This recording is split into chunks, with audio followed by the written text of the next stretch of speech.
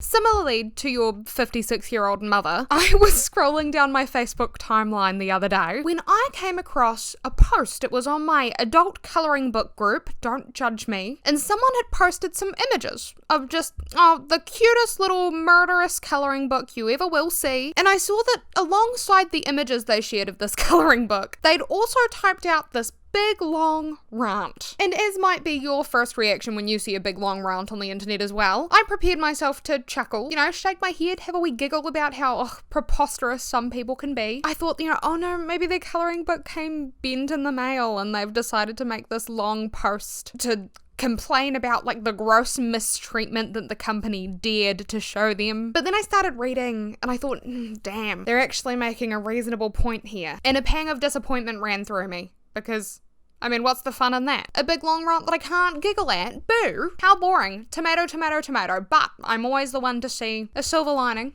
in a situation, and so I kept reading. I engrossed myself in this person's perspective, and unfortunately their post has since been taken down from the group that it was posted in because, oh my god, it just caused, what a headache the comment section was. And I'm so sorry, I didn't take any screenshots because I am stupid and dumb. But I hope you do accept this much shorter Amazon review. It has pretty much the same content and it's shorter, so you really should be thanking me. And it reads, as someone who likes horror, I was really excited to find this colouring book, but some of the pages are just plain sick. What kind of person even thinks of designing a colouring page of a character exposing themselves to minors? Also, among other disgusting things, images of what looks to be a school pew-pewing. They just took the whole crime scene thing way too far. If they would have excluded those 3-ish pages, I would have enjoyed the book, but it's extremely weird that they even thought to put those images in. Following reading this on Facebook, the one that I read on Facebook, I thought, of course we're going to have a look in the comment section. Of course we'll have a look. What else is a girl to do? And boy, did I have a blast down there just watching random strangers on the internet argue back and forth. This caused an incredible divide amongst the people in the adult colouring book Facebook group. Of course, I don't have any screenshots of those either. I really was not prepared for this. But I found people saying similar things on another post in the group, which I thought, that's a good place to start. So you've got people saying, it's an adult colouring book, stop being such a stick in the mud. And people replying, yes, but assaulting children shouldn't be a thing in a funny adult book. Someone said, so don't colour that page, for fuck's sake. To which someone replied, don't support an artist that even creates those pages, period. And then on TikTok, I found more comments, like there was this one saying, a school shooting colouring page is so fun and cozy. This is disgusting. To which someone replied, yes, it's a parody. I don't think it's meant to be cozy. Someone said it's poor taste and it has a lot of gun violence, and someone responded, it's a colouring book. Damn, pressed over anything. To which someone replied, no, I feel like this is something that should make you uncomfortable. And someone said, yeah, no, it doesn't at all because it's a colouring book. Which garnered the response that y'all are way too desensitized to this stuff. And this just goes on and on and on in every post involving this colouring book. There are people in full support of this book. There are people like this person said, I knew I wasn't the only one who was getting tired of the florals and sunsets. Someone said, I need this. Also, were people seriously mad over this? I can't imagine being so miserable. It's supposed to be funny. And then of course, like clockwork, someone, no matter whether it's a negative or a positive post, you go down one comment, someone disagrees. Vehemently, is that even the word? Someone said in response to that, school shootings, murder and pedophilia is funny now. It's literally glorifying and turning it into a childish colouring book. Nothing about this is funny, and you at your grown age should know that. To which someone responded, it's not a childish colouring book. On the cover it clearly states it's not for kids, it's just a colouring book. You wouldn't say this about a crime TV show and movie, so why is a colouring book different? Some middle ground here, someone said people don't like that there's a pedophile page, and I agree with them. You can have your own standards if you like. To which someone responded, not okay to attack people over an opinion, but okay, which is not what the person they responded to just said. So, and then someone said, as a school shooting survivor, if I saw someone colouring animals to a cozy depiction of a crime scene, I'd crash out, but that's just me.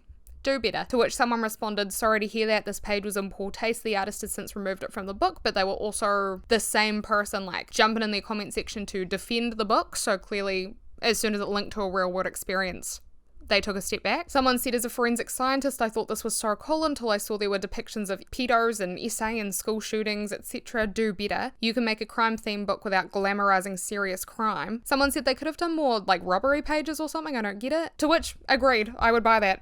Here you can see someone says, oh my god, do you genuinely think this is glamorizing it? It's a book. I guess anything that talks about these crimes are glamorizing them. And someone responded, how are you defending this? OMG. And they responded, it's cut off because it's a book. How are you upset by this? Someone said, yeah, because it's a colouring book with these scenes trying to make it seem like something funny. There was absolutely no reason for the book to show crimes against children. Someone said putting crimes like that into a colouring book is absolutely normalising it. And someone else said it's not glamorising, and if you think it is, there are far worse things. There's someone saying, how does nobody find this colouring book weird? People are getting so desensitized to crime and it's becoming easier and easier to monetize. It's insane. Someone responded, oh my god, don't buy it then. Someone said, sorry, I think you're being a bit dramatic in the comments. I looked through the book and while yes, it's bad, you all are making it seem horrible. And someone responded, 100%, I don't see a difference in this as compared to things like Happy Tree Friends or slasher movies in general. And down further in the comments, someone said, even though it says it's not for kids, adults shouldn't be glamorizing pedophiles and a bunch of other stuff in that book. You all are weirdos. Someone said I bought this thinking it wouldn't be like totally serious. Then I flipped through the pages and my jaw dropped. I literally said to my boyfriend, how can I color this? It's wrong and I regret buying it now. To which someone said, you will be okay. Someone said adults shouldn't be coloring in pics of pedophilia. I don't think I have to say that. And someone very misguided said it says it's for kids,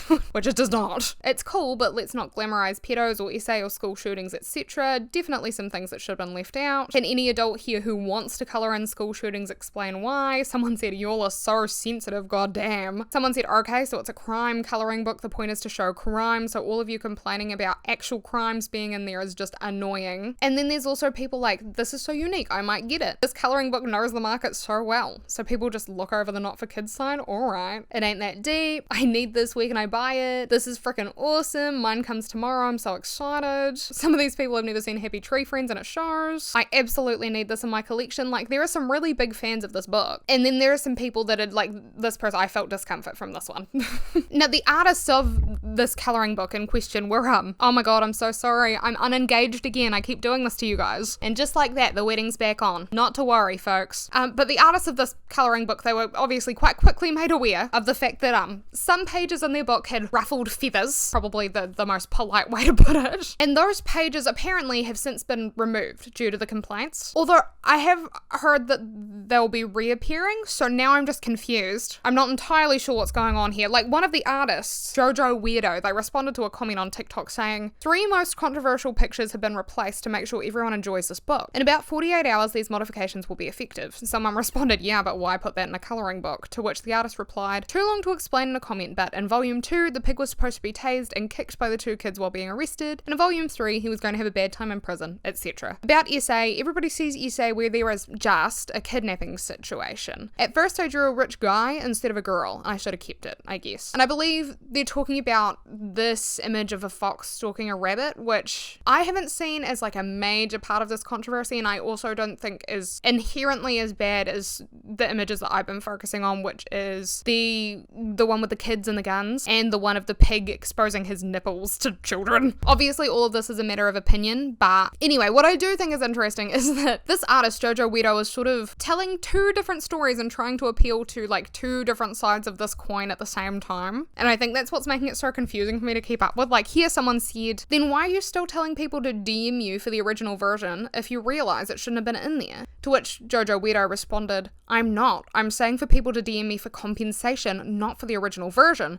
But then in another comment section, JoJo Weirdo told someone, for technical reasons, we had to replace this illustration with a new one, but we already put him back in the book, so now there are 41 illustrations. If you want Flash a pig, please DM me. So I'm definitely getting mixed signals here. But as far as like whether anyone should be supporting an artist or artists who would draw this type of content and release a book of this nature, I think that really comes down to personal preference. Like, I don't think from one adult to another you can really say, you shouldn't be buying this book, you shouldn't be supporting this artist. It's not like I don't know. No matter what my opinion is, I do really like to explore both sides of an argument, and I do like to see the grey rather than the black and the white, which I feel like is very common on the internet for people to see either in black or white, and you're not going to get them to see any other way. But with that said, I will say, like, preface this with saying, I am in the camp of not being a huge fan of this book, which I will get into, but that doesn't mean that I agree with calling people, like, you would have seen this if I had screenshots of the original comment section of the post that I found this debate on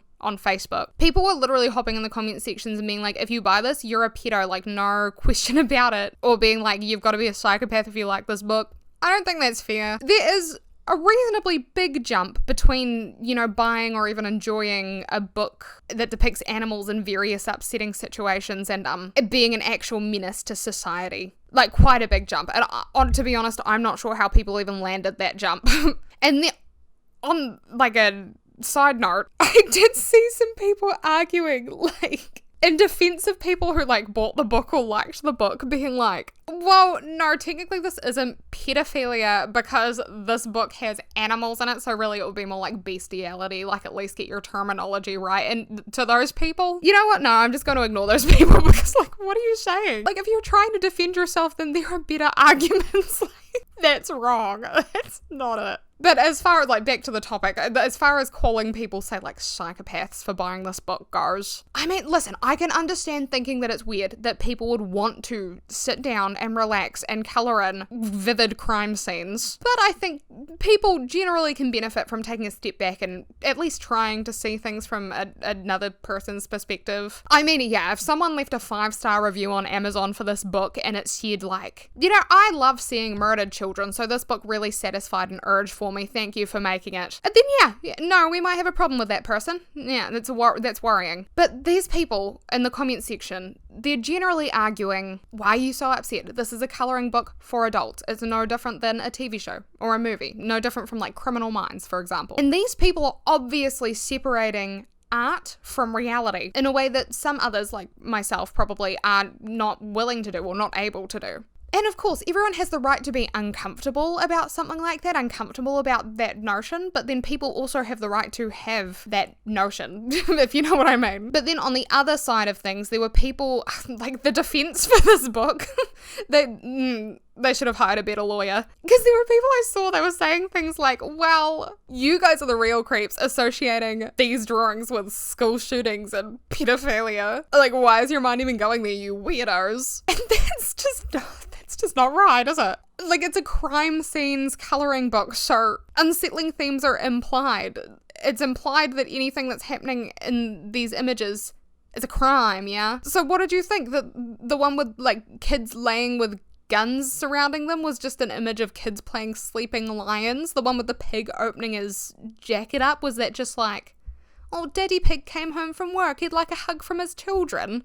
Is that what you saw? Because that's not what the artist was going for, is it? Because it's a crime scenes colouring book, so you can't really come to its defence by saying, but why would you think that there are crimes in this book? Now that's weird, you know? And then of course there were the people in the comments saying, ugh, people are so soft. Just don't buy it if you don't like it. Anyone that doesn't like this is a snowflake. Don't act like these are real people when they're just like drawings of animals. And I get that to an extent, I do. But for me, when I look at these drawings of animals, I understand that they're not real, obviously, but they do make me uncomfortable. I guess because of the association that, like, I immediately draw between what I'm seeing in the image and the real world. And I mean, like, I experienced child sexual abuse. Other people have endured other crimes that are detailed in this book. And does that mean that these topics are, like, off limits forever? You can never, ever make light of them in any way whatsoever? No. I don't think that's fair, and I think that, unfortunately, no, it's not your fault. It's never your fault that you were traumatized, right? But it is, unfortunately, your responsibility to deal with the repercussions of that, including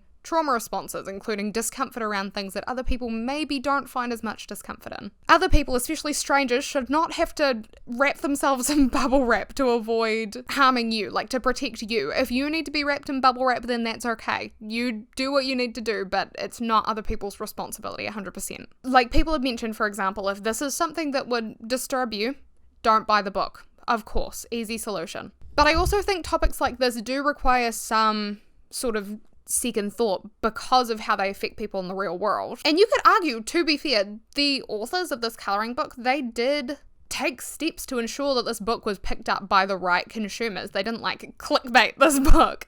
It's like they clearly labeled their book. They put a depiction of like a gory crime scene on the front of it. There's no question about what you're getting into. It even says not made for kids on the front of the book. As far as I'm concerned, I think that the authors covered their bases. But then is it fair that people who aren't the intended consumers of this book might stumble across an image in, say, the adult colouring Facebook page and be unsettled by it? Yes, it's fair that they might stumble across something that they were otherwise avoiding, right? Because they looked at the book and they said, oh, I wouldn't buy that, I wouldn't even look in it, and now here they are and they've been exposed to it. If they could keep scrolling, that would be awesome. But if they feel like voicing their opinion, is it okay if they hop in the comments section and they say, this makes me uncomfortable? Yeah, that's okay. I don't think, you definitely don't need to throw anyone else under the bus to express your own feelings of discomfort, which I think is where a lot of the arguments begin, because people will jump on other people straight away instead of expressing their opinion.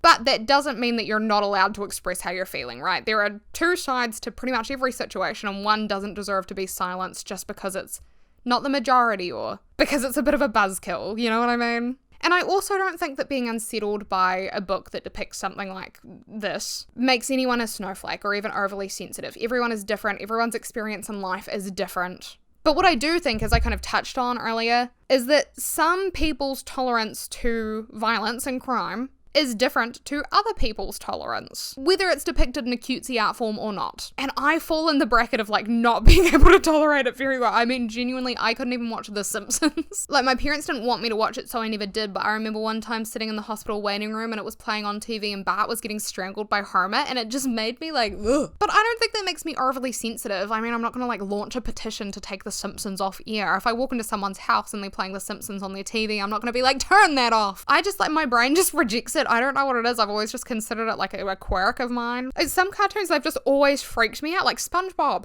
SpongeBob, I know. Laugh if you want. I just can't do it. And it's not that I think that anyone who finds those shows funny or entertaining is like a psychopath, a serial killer. It's just that I can't do it. I don't know if you've ever experienced the feeling of like uncanny valley where you see something that's like, it's just a little too close to reality, like a little too close to being human or whatever, but it's not quite there and something just feels off. You like, something's not quite right, but you can't put your finger on it. That's kind of how I feel when I like see those shows. It just like something in my brain, it just doesn't sit right in there. And I think that maybe that's because my brain just genuinely can't separate art from reality in the way that a lot of people can. Say, like, I remember seeing a Simpsons episode, a SpongeBob episode, I'm so sorry, I was about to mention Plankton, I was like, Simpsons, Plankton, no. Where Plankton gets squished, he gets, like, stood on and squished. And I know it's fake, I know it's not deep, I know it's not serious, but I still see a bad thing happening. It's so weird, like, I see pain, I see discomfort, I'm like, oh, that was not good, don't like that. But like I said, I know it's fake, I know it's not done in bad spirit. And I know that it doesn't affect other people in the way that it affects me, I know that I'm the weird one. And that's okay, like, I think the thing with a lot of arguments on the internet, but this one as well, is that if you can see things, if you make an effort to see things from the other perspective, in like more of an innocent way, like not demonizing people because they're not seeing things your way, then suddenly the whole issue just dulls down a lot because it's not actually that big of a deal. But I was sort of curious about the mindset behind all of this though, about how we perceive fictional and real violence, you know, and why some people are okay with it and other people aren't. And so I did a research and I found this Reddit thread. It was titled, "Why is fictional violence fun, but real violence terrifying?" And a comment on this thread read, "PhD in psychology here. I'm going to start out with the obvious. Fictional violence is not real, and we know this, so we know there are no bad consequences and there's no reason to be terrified. Just because the audiovisual stimuli bears some resemblance to reality doesn't mean we don't know the difference." Now, for the not as obvious but not exactly mind-blowing, fictional violence is often accompanied by a dramatic element, either a movie where there's a protagonist that's overcoming obstacles, getting revenge, distributing justice, etc., that we view as positive goals and are very satisfying to see, or a video game where we get to actually shoot the bad guys ourselves. This kind of activity is fun for similar reasons as why sports are fun. We're trying to accomplish a goal, and succeeding is satisfying. And moderate levels of arousal also produce mild positive effect. If we were watching fictional movies where the good guys get thrashed, it's not fun. If we watch a dramatization of a true story where the good guys get thrashed, it's even less fun and somewhat more scary because we associate it with the real world consequences. If we're watching video footage of actual events, It's horrifying, partly because we feel empathy towards the real person. Empathy activates some of the same negative effect in the brain that happens when bad things happen to ourselves. If violence happens next to you in real life, there can be elements that something bad will happen to you, which might make you panic or realize that you're responsible for helping someone who just got seriously hurt and you might not know what to do, which also might make you panic. So I think my theory, which admittedly I phrased much worse than this person did, that some people just can't separate like fictional violence from real world violence as efficiently or as effectively as other people can, does seem to hold some weight. Maybe it's got something to do with the person having a tendency to be more empathetic to certain people in certain situations, but I'm not sure. Sorry, my microphone died, so I have no idea where I left off, but I'm gonna start with bad guys. I think there's also something to say about it in regards to this situation, being able to watch, bad guys getting their comeuppance and being harder to watch good guys getting beaten down. I feel like that could explain why the majority of the pages in this colouring book that are getting all the heat are the ones involving children, because there is almost no argument to be made that children are not innocent for the most part. And so it makes it harder to see children in unsettling situations, whether they're real or fictional. And so maybe even people who don't typically struggle so much with separating violence in fiction and violence in reality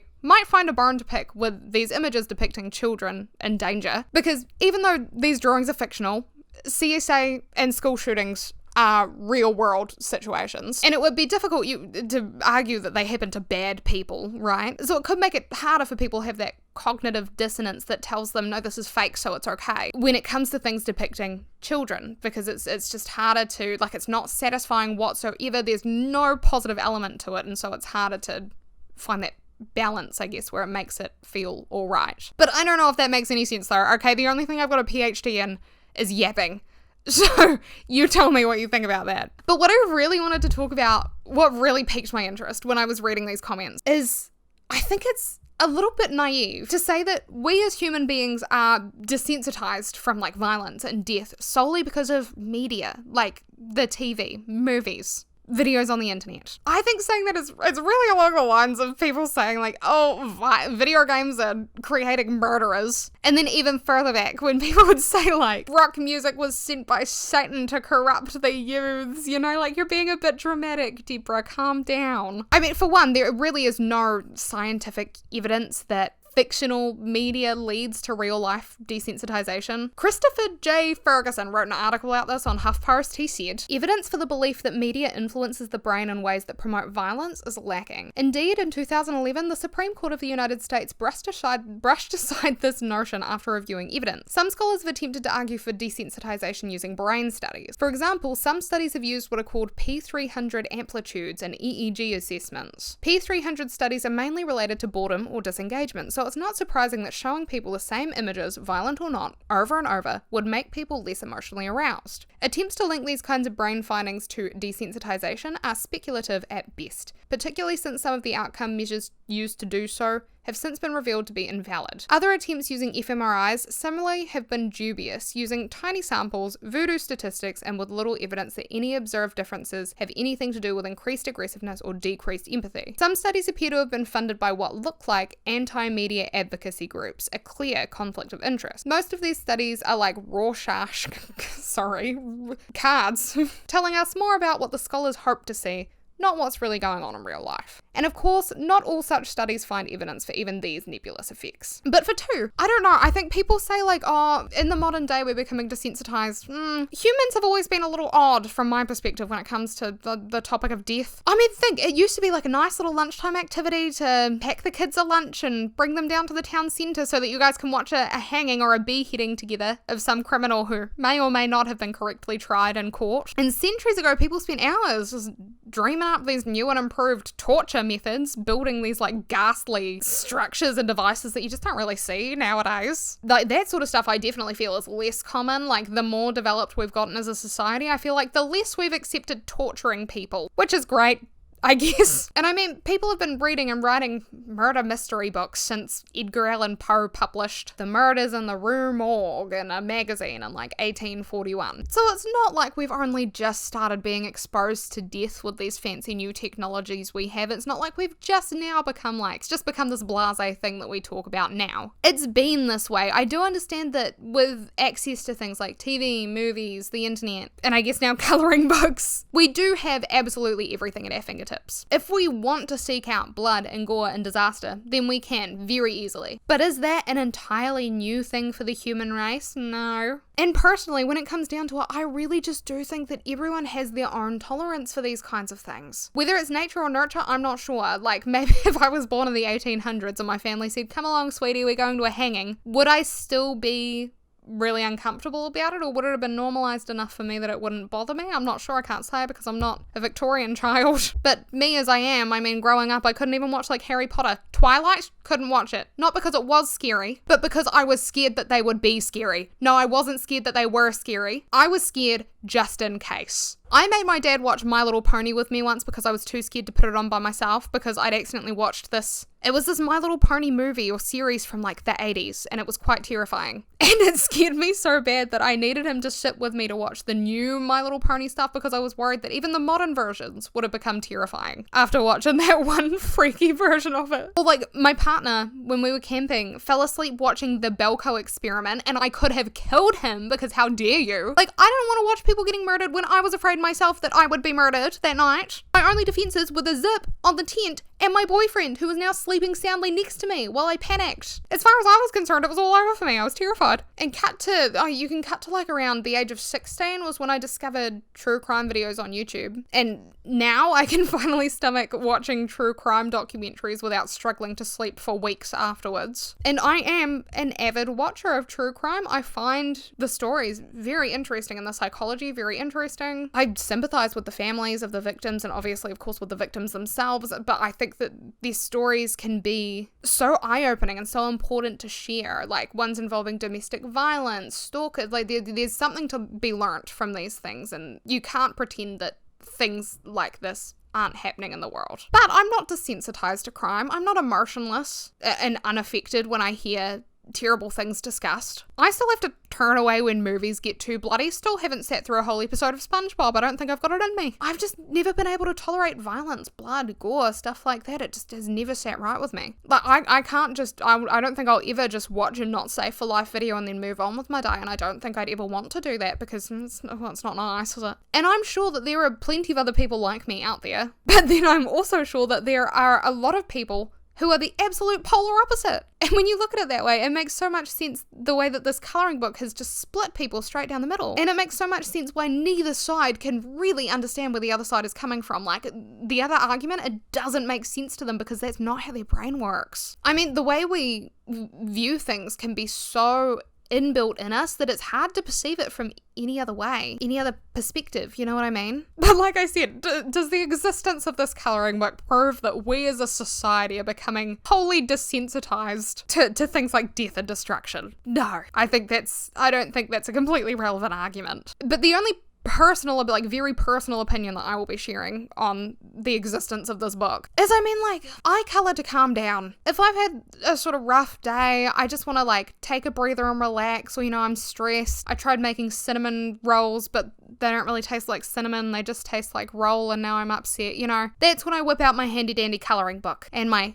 handy dandy warehouse pens that work really well most of the time, but then sometimes make me want to curse at them and hurl them into a wall, and that's not the point of colouring, and I just really wish they would work a little better sometimes. But what do I want to colour personally when I'm feeling this way? You know, when I've like carved out a little bit of my day for some relaxation and I just want to sit down and like listen to something, scribble in my little colouring book. Well, I definitely personally, I don't want to colour in animals getting like tormented and violated and murdered. Not the cutesy little animals. That's the kind of thing I'm colouring to avoid. Now, if these cute little animals, if they were like swabbing for fingerprints, holding a little magnifying glass, posing like Sherlock Holmes, I'll admit it, you've got me.